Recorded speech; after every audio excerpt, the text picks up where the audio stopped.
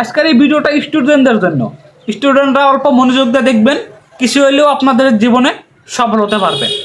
তো আমরা কিন্তু সবাই মাটির ব্যাংক চিনি, মাটির ব্যাংক। তো ওইটা বাদ দিন, সহজ ভাষায় আমি বলতে যাই।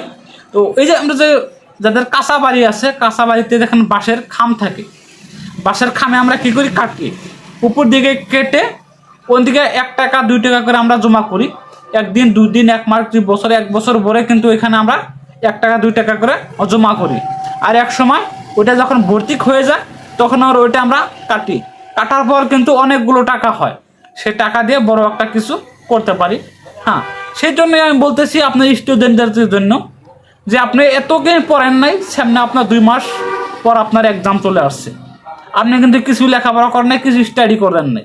তো আপনি হতাশ হয়ে গেছেন যে আমি কি পাস করতে পারবো।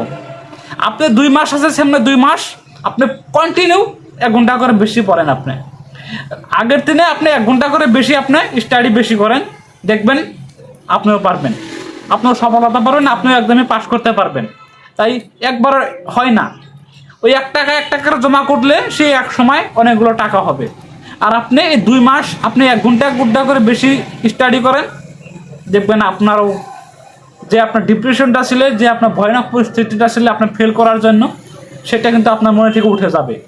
তো 1 ঘন্টা করে আপনি বেশি স্টাডি করে দেন আজ থেকেই।